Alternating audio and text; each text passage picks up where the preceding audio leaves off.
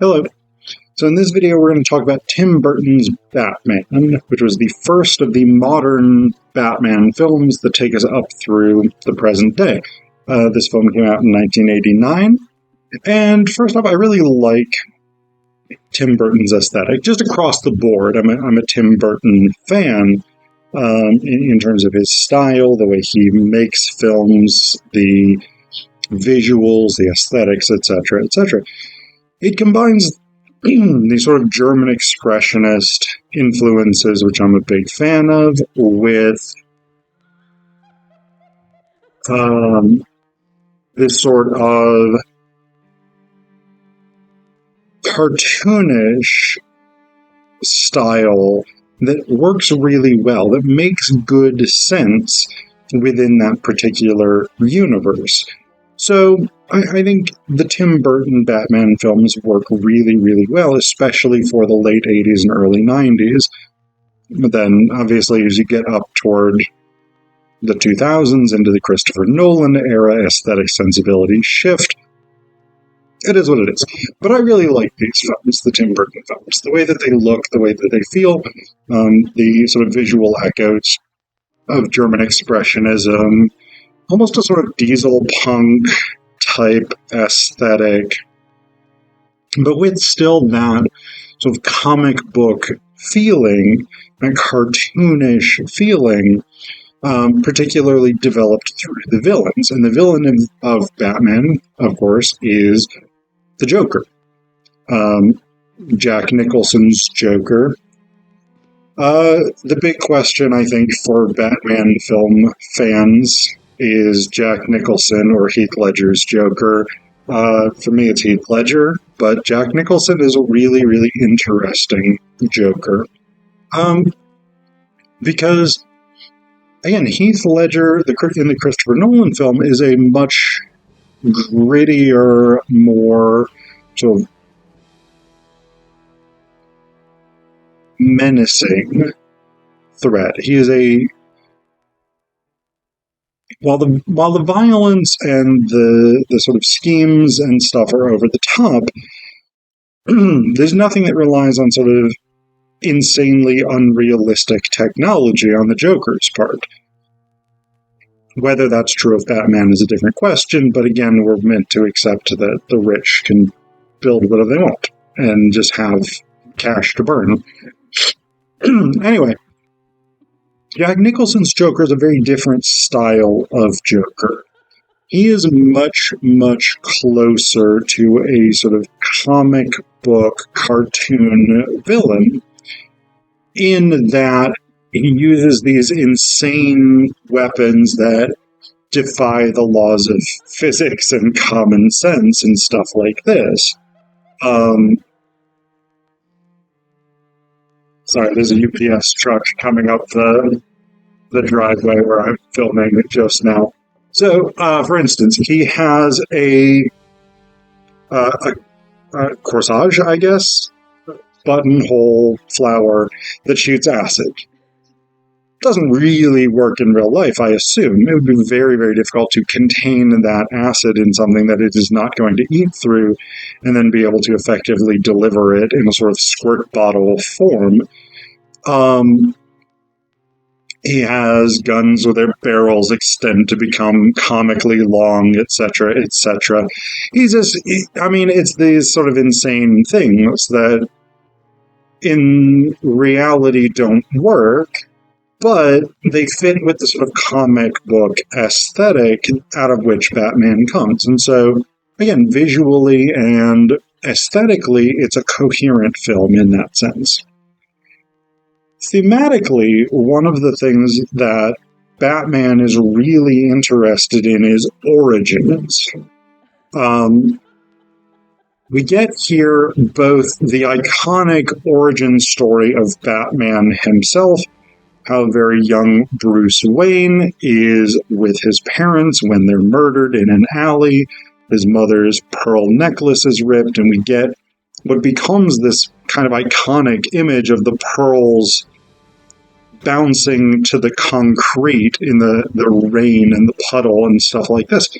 We get that iconic image in in Burton's film. And so we have that origin story for Batman. We even have Alfred, no, Knox is his last name. I can't remember what his first name is. We even have Knox, the reporter who is following the Batman story, at one point looking at a picture of young Bruce Wayne in the back of a car after witnessing the murder of his parents, and he says to Vicky Vale, Batman's Bruce Wayne's love interest, "What do you think that does to a kid?" So we get this evocation of that origin story and how that sort of desire for justice, that desire to a certain extent for revenge, drives Bruce Wayne to become Batman. We also get the Joker's origin story. And again, this is a big difference from something like the Christopher Nolan film, because in the Christopher Nolan film, Joker just is. There's no origin story as such. There's no background on him. There's no records of him. His fingerprints aren't on file anywhere. He is just a mystery. He is this inexplicable force of the universe that shows up to cause chaos, coming from nowhere and with no particular goal. And so in that way, he's really a much more terrifying Joker than Jack Nicholson's Joker. The same actually applies. He's Heath Ledger, because his Joker comes out of nowhere and just is. He's also much more terrifying than Joaquin Phoenix, I think, Joker film. I think it was Joaquin Phoenix. I could be wrong about that. In which the origin story of the Joker is this rather banal story about how people with disabilities or undiagnosed or improperly treated mental illness are not effectively supported in our society. Fine, that's a great message. I didn't think it was a great film myself, but it gives an explanation of where the Joker comes from. In Tim Burton's film, we get quite a different explanation. We have Jack, I can't remember his last name in the film, played by Jack Nicholson, who apparently just didn't want to remember a different first name. The last name is bothering me because I know that I know it. But anyway, we have Jack, who's this gangster, second in command to Boss Grisham, who is the sort of leader of the mafia factions in Gotham City. And, Jack Napier. So, Napier is having an affair with Boss Grisham's girlfriend.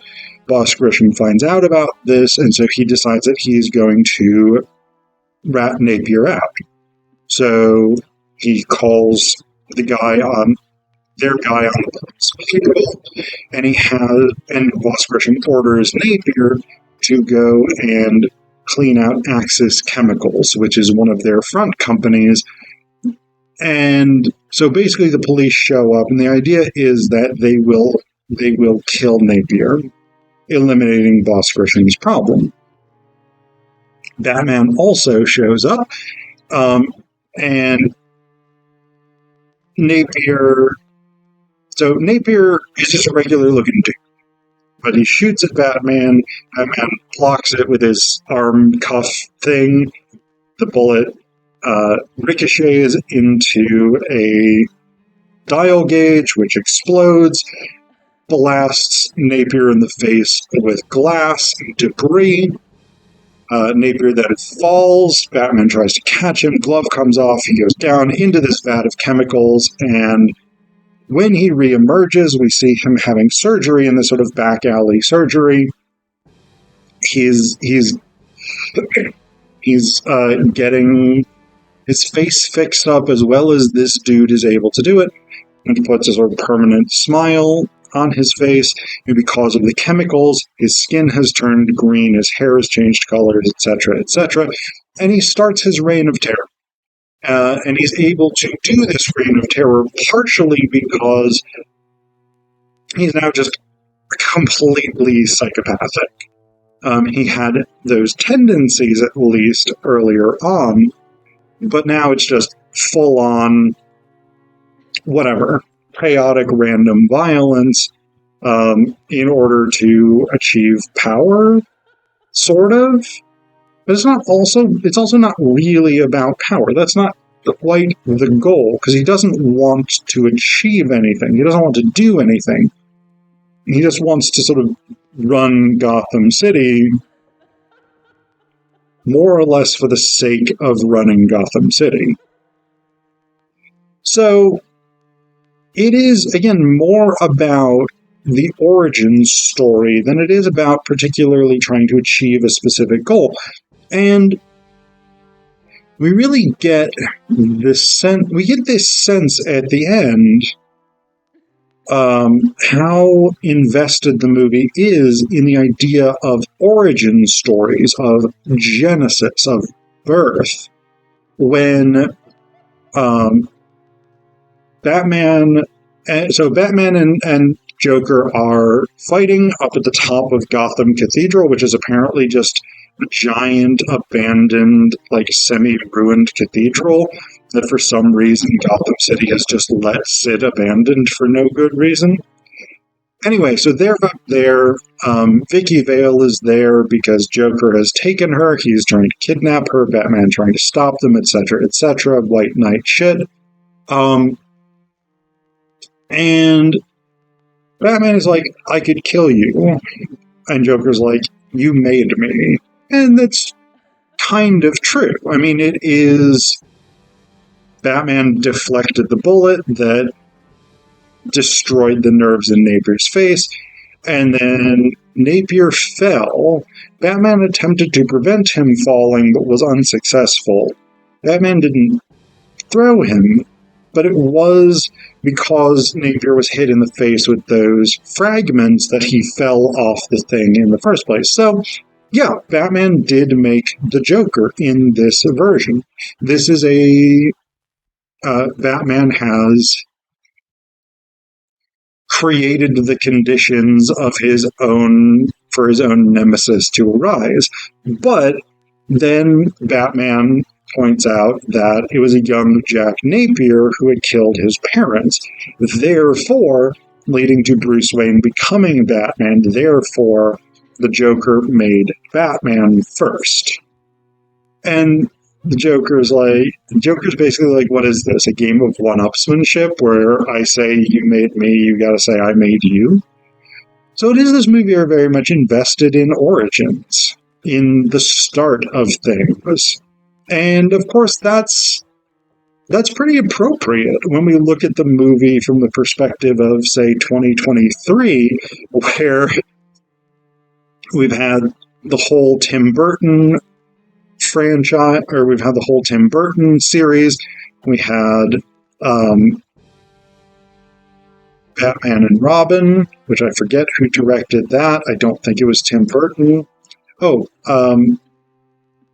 Never mind. And then we had the Christopher Nolan series, and we've had a ton of other stuff. We've had Joker, we've had Suicide Squad, we've had all these other Batman, this explosion of Batman stuff since 1989. And in a way, Tim Burton's film is the origin of that, is the start of that.